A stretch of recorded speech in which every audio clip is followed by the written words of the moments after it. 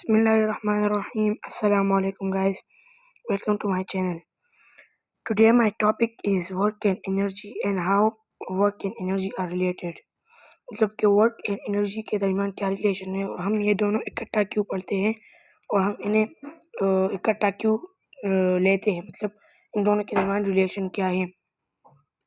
तो आज हम इन दोनों के दरमियान रिलेशन और इनका डिफिनीशन, ये सब कुछ आज हम सीखेंगे इस वीडियो में। तो वीडियो आखिर तक देखिए ताकि आपको ये सब समझ में आ जाए। अब ये है चैप्टर 6 वर्क एंड एनर्जी, जो कि क्लास 9 पेशावर बोर्ड का 6 नंबर चैप्टर है। अब वर्क किसे कहते हैं? The scientific definition of work differs in some ways from an everyday meaning. Certain things we think is the hard work, such as writing an exam of carrying a heavy load on level ground, are not work as defined by a scientist. For work in scientific sense to be done, a force must be exerted and there must be motion or displacement in the direction of the force. इसका मतलब है कि जो scientific definition है work का, वो जो हम अपने डेली मीनिंग में लेते हैं उससे डिफरेंट है। जो हम सोच करते हैं कि हम ये जो राइटिंग करते हैं एग्ज़ाम में या एक हेवी चीज़ उठाते हैं, तो ये हम इसे वर्क कहते हैं। लेकिन साइंटिस्ट के मुताबिक वर्क के लिए, एक साइंटिफिक सेंस के मुताबिक, के वर्क तभी डन होगा, तो वर्क तभी होगा जब एक फोर्स एक्सर्ट होगा। मतलब एक फोर्स एक चीज़ पे लगेगा और दूसरा इसके लिए कंडीशन है कि वो मोशन या displacement in this direction of force, मतलब जिस डायरेक्शन में फोर्स लग रहा हो उसी डायरेक्शन में डिस्प्लेसमेंट भी कवर करेगा। जैसे इस डायग्राम में ये जो पर्सन है ये फोर्स लगा रहा है इस डायरेक्शन में, तो फोर्स इसका फर्स्ट कंडीशन डन हो गया। अब ये डिस्प्लेसमेंट भी इसी डायरेक्शन में, फोर्स की डायरेक्शन में कवर कर रहा है। तो इस कंडीशन में दोनों वर्क के कंडीशन सेटिस्फाई हो रहे हैं, तो इसमें अभी वर्क डन हो रहा है।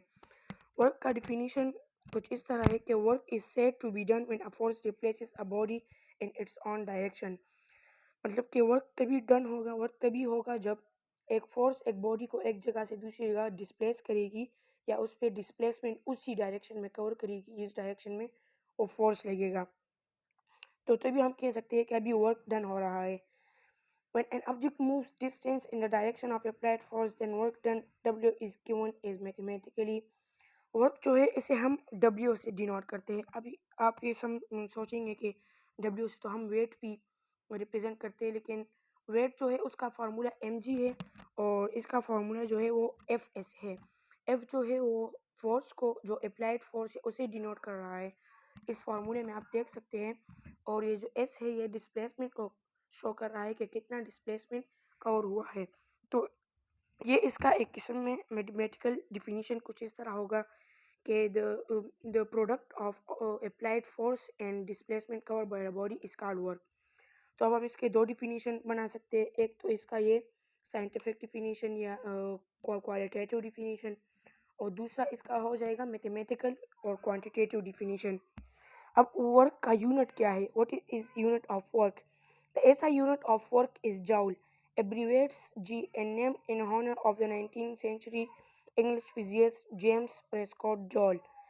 SI यूनिट जो वर्क का जो यूनिट है, SI यूनिट वो जॉल है, जिसे हम G से एब्रीवेट करते या डिनोट करते हैं शॉर्ट फॉर्म में।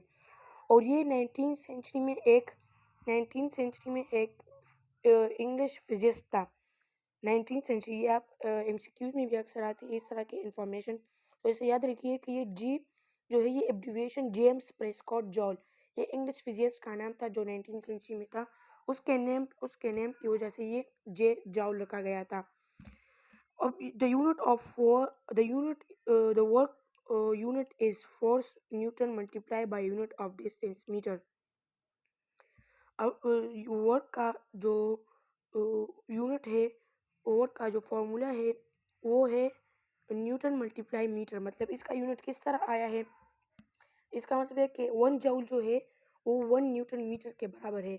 अब ये देखिए इस फॉर्मूले से हम ये ला सकते हैं कि ये है वर्क को हम जूल से डिनोट करते हैं, तो वर्क 1 जूल कितना बराबर होगा? 1 फोर्स का जो ऐसा यूनिट है वो न्यूटन है, तो 1 न्यूटन और इसका मीटर है, तो 1 जूल को हम 1 न्यूटन मीटर में भी रिप्रेजेंट कर सकते हैं, मतलब 1 joule equal to 1 newton metre. तो हम लेकिन हम ऐसा यूनिट लिखते हैं वो जो कि है इसका जॉल, इसे कैपिटल जे से डिनोट करेंगे। अब हम इसमें अगर ये जो साइड में टिडबिट लिखा हुआ होता है, ये आप ज़रूर पढ़ें, क्योंकि आजकल एसएलओ बेस जो एग्ज़ाम हो रहे हैं उनमें अक्सर यही चीज़ें आती हैं। अब इसमें कहा गया है कि एक बॉय या एक स्टूडेंट जो है वो प्लेग्राउंड में दौड़ रहा है, जो कि डिस्प्लेसमेंट भी कवर कर रहा होगा, क्योंकि दौड़ रहा है तो ज़रूरी है कि वो डिस्प्लेसमेंट कवर कर रहा होगा। और दूसरा है एक टीचर जो कि बैठा हुआ है चेयर पर, और एक फिजिक्स प्रॉब्लम्स पर सोच रहा है, यानी थिंकिंग कर रहा है। तो अब ये बता रहे हैं कि इनमें कौन ज़्यादा वर्क कर रहा है। तो अभी एज अ बाय डिफिनीशन जो हमने कहा कि इसमें जो है वो फोर्स लग रहा होगा, ये कंडीशन है, और वो ऑब्जेक्ट जो है वो डिस्प्लेस होगा, और मतलब डिस्प्लेसमेंट कवर होगी। तो अभी टीचर है ये जो टीचर है, ये तो कोई डिस्प्लेसमेंट कवर नहीं कर रहा, मतलब सिर्फ थिंकिंग कर रहा है। अब हम इसकी एज अ होल बॉडी लेंगे, तो अंदर जो टीचर के अंदर जो न्यूरॉन्स है, सेल्स है, वो तो काम कर रहे हैं, मतलब वो भी डिस्प्लेसमेंट कवर कर रहे होंगे, न्यूरॉन मैसेज ले जा रहे होंगे थिंकिंग में, तो वो तो वर्क डन कर रहे हैं। लेकिन हम एज अ होल टीचर की बॉडी लेंगे तो वो डिस्प्लेसमेंट कवर नहीं कर रहा, उस पर कोई फोर्स अप्लाइड भी नहीं है, तो इसलिए वो वर्क ज़्यादा नहीं डन कर रहा होगा as compare to the boy. So इसका आंसर होगा कि टीचर जो है वो डिस्प्लेसमेंट कवर नहीं कर रहा, और स्टूडेंट जो है वो दौड़ रहा है, तो उसका डिस्प्लेसमेंट ज़्यादा है, तो डिस्प्लेसमेंट ज़्यादा होगा तो वर्क डन ज़्यादा होगा। इनका डायरेक्ट रिलेशन है एक दूसरे के साथ। अब ये वर्क जो है कौन सी क्वांटिटी, वर्क है स्केलर क्वांटिटी, जबकि फोर्स जो है वो वेक्टर क्वांटिटी है। लेकिन ये जो work done as a whole है ये स्केलर क्वांटिटी है। अब इनमें हम अब ये कंडीशन बता रहे हैं कि कई बार एक ऐसा कंडीशन होता है कि जिसमें एट अ एंगल फोर्स लगता है, मतलब फोर्स डिस्प्लेसमेंट या वर्क के डायरेक्शन में नहीं लग रहा होता। जिस तरह अभी ये एक एग्जांपल है इसका, फिगर नंबर 6.2। इसमें आप देख सकते हैं कि ये जो पर्सन है ये इस डायरेक्शन में फोर्स लगा रहा होता है। तो जब हम फोर्स एट एंगल फाइंड कर रहे होंगे तो हम इसको F Y and F X axis में स्प्लिट अप कर लेंगे, मतलब रिजोल्यूशन जो हमने पढ़ा था चैप्टर नंबर 5 में, रिजोल्यूशन ऑफ फोर्सेस, तो हम इसको रिजॉल्व करेंगे, इनको दो में कन्वर्ट करेंगे, F X and F Y. अब ये एफ एक्स जो है ये एफ कॉस थीटा के बराबर है, और ये एफ वाई जो है ये एफ साइन थीटा के बराबर है। अब फोर्स और ये जो इसका डिस्प्लेसमेंट इन इस डायरेक्शन में कवर हो रहा है, तो मतलब कि इसका जो डिस्प्लेसमेंट है या वर्क है वो एफ कॉस थीटा पे हो रहा है। तो हम इसे इस तरह लेंगे कि F cos theta multiply D, इसका जो अभी एक दूसरा फॉर्म है वो एफ इस तरह जाएगा कि W equal to F cos theta. अब मैं नीचे लिखता हूँ, सॉरी मैं गलत हो गया थोड़ा सा, F cos theta multiply D.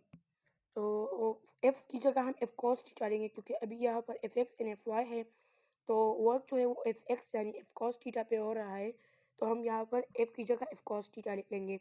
अब ये किस तरह आ जाएगा, अब ये आ जाएगा F D into cos theta. F D जो है इनका मल्टीप्लिकेशन, और फिर कॉस थीटा जो कि हमें गिवन होगा उसको हम लिख लेंगे, तो फिर ये इससे हमें फोर्स एट एंगल मिल जाएगा। ये देखिए इधर यहाँ पर इन्होंने ये फॉर्मूला लिखा है जो कि मैंने अभी पीछे लिखा कि W equal to F cos multiply S, यानी कि एफ कॉस इसलिए हमने लिया क्योंकि फोर्स या डिस्प्लेसमेंट जो है वो एफ कॉस थीटा यानी एफ एक्स एक्सिस पे हो रहा है, तो इसलिए हमने एफ कॉस थीटा लिया। अब आपको तो ये पता होगा कि एफ कॉस टी अगर कॉस थीटा जो है वो 90 के बराबर हो तो फिर हम कॉस 90 जो है वो 0 के बराबर है, तो ऐसे कंडीशन में हमें जो वर्क है वो 0 मिलेगा। आगे इसके बारे में हम एक क्वेश्चन भी करेंगे कि does the earth do work on the moon, तो इसमें हम ये फिनोमिना इस्तेमाल करेंगे कॉस 90 डिग्री वाला, कि किस तरह जो है ये अर्थ मून पे वर्क डन करता है कि नहीं। अब ये जो आपने पढ़ा ये तो वर्क है, और इसमें मैं आपको दो कंडीशन बताया कि फोर्स एट एंगल अगर फोर्स एंगल पे लग रहा हो या फोर्स डिस्प्लेसमेंट के डायरेक्शन में लग रहा हो। तो उम्मीद है कि आप इन दोनों पे समझ गए होंगे। अब हम चलते हैं आगे एनर्जी तक। एनर्जी से पहले मैं आपको ये बता देता हूँ कि हम वर्क एंड एनर्जी को एक साथ क्यों लेते हैं, मतलब एक साथ कंबाइन क्यों लेते हैं। तो ये जो वर्क एंड एनर्जी है ये closely related to each other. Work and energy are closely related to each other. When there is work done there will be transformation of energy. मतलब जहाँ पर भी वर्क डन होगा, मतलब वर्क होगा, तो एनर्जी एक फॉर्म से दूसरी फॉर्म में कन्वर्ट होगी। और जहाँ पर भी एनर्जी दूसरी एक फॉर्म से दूसरी फॉर्म में कन्वर्ट होगी तो वहाँ पर वर्क लाजिमी डन होगा। तो ये इन दोनों के दरमियान रिलेशन है, इसीलिए हम वर्क एंड एनर्जी को एक साथ पढ़ते हैं। अब यहाँ पर जो है वो एनर्जी एंड इट्स फॉर्म्स। आज मैं सिर्फ इस वीडियो में आपको सिर्फ इसकी एनर्जी जो समझाऊंगा, और इसके अगले वीडियो में आपको इसके फॉर्म्स भी समझाऊंगा कि इसकी कौन से फॉर्म्स है, काइनेटिक एनर्जी, पोटेंशियल एनर्जी। तो इसके लिए आप हमारे चैनल को सब्सक्राइब करें ताकि आपको हमारी सारी वीडियोस की नोटिफिकेशन मिलती रहे। चलिए अब हम इस एनर्जी को पढ़ते हैं। If we look at the world around us, we can identify things that are capable of doing work that is exerting force to move an object. मतलब कि हमारे एक गिर्द जो है वो सारी चीज़ें जो है वो कैपेबल है, मतलब कर सकते हैं, वर्क कर सकते हैं, इससे कैपेबल है। एक मतलब फोर्स के ज़रिए फोर्स लगाएंगे तो ये जो फोर्स है इसमें जो है एनर्जी एक फॉर्म से दूसरे फॉर्म में कन्वर्ट होगी। एनर्जी का डिफिनीशन हम इस तरह कर सकते हैं कि energy is a capacity to of a body to do work. मतलब वर्क करने की जो कैपेसिटी है एक बॉडी की, वो एनर्जी कहलाती है।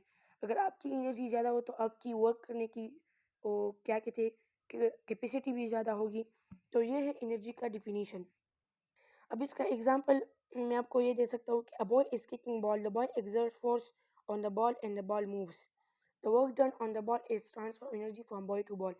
अब जैसा कि मैंने आपको कहा कि जहाँ भी वर्क डन होगा वहाँ पर एनर्जी ट्रांसफॉर्मेशन ज़रूरी है, मतलब एनर्जी एक फॉर्म से दूसरी फॉर्म में ट्रांसफॉर्म होगी। तो अब एक एग्जांपल हम ले रहे हैं कि एक बॉय जो है वो बॉल को किक कर रहा है, तो वो बॉय जो है वो फोर्स एक्सर्ट कर रहा है बॉल पे, और ये जो बॉल है ये मूविंग कर रहा है। तो ये मूविंग इसीलिए है क्योंकि जो बॉय से एनर्जी ट्रांसफॉर्म हो गई बॉल में, और इसी वजह से एनर्जी ट्रांसफ़र हो गई एक फॉर्म से दूसरी फॉर्म तक, और वर्क डन हो गया। और तो यही है एनर्जी के एक बॉडी की कैपेसिटी। अब एक बॉय की ये कैपेसिटी है कि वो बॉल को उसने लात मारी तो उसने उसे मूविंग स्टेट में ला दिया, तो ये उसकी कैपेसिटी है जो इसने एनर्जी की मदद से की। मतलब एनर्जी एक फॉर्म से दूसरे फॉर्म में ट्रांसफॉर्म हो गई और वर्क डन कर लिया उसने। अब एनर्जी का यूनिट क्या है? The unit of energy is the same as that of work. मतलब वर्क की तरह ही सेम एनर्जी का यूनिट है वर्क और एनर्जी का, लेकिन इनका फॉर्मूला जो है वो थोड़ा सा अलग है। The unit of energy is same as the work, I E joule, abbreviated J equal to newton metre. अब मैंने आपको स्टार्ट में बताया कि न्यूटन मीटर ये 1 जॉल जो है 1 न्यूटन मीटर के बराबर क्यों है, तो आपको वो समझ में आ गया होगा। तो यहाँ पर इस एनर्जी का भी जो यूनिट है वो भी जॉल ही है, और ये भी जे से डिनोट किया जाता है, और ये भी 1 न्यूटन मीटर के बराबर। न्यूटन मीटर भी लिख सकते हैं और जॉल भी लिख सकते हैं, लेकिन हम ऐसा यूनिट लिखते हैं, तो ऐसा यूनिट इसका जो है वो जॉल है। तो अब ये हमारा आज का टॉपिक यहाँ पर ख़त्म होता है। आज आपने इस वीडियो में सीखा कि वर्क किसे कहते हैं, कि जब बॉडी एक डिस्प्लेस होती है, एक फोर्स इस पे लग जाता है और वो डिस्प्लेस हो जाती है तो वो वर्क डन करती है। और इसी तरह हमने एनर्जी भी पढ़ी कि the capacity of body to do work. तो उम्मीद है कि आप आज के टॉपिक को समझ गए होंगे और आपको ये समझ में आ गया होगा। तो अब आज हमारा टॉपिक यहीं पर ख़त्म होता है, और हमारे अगले टॉपिक के लिए हमारे चैनल को सब्सक्राइब करें ताकि हमारी अगली वीडियो की नोटिफिकेशंस आपको मिलती रहे और आपको इसी तरह की नॉलेज मिलती रहे। Thank you.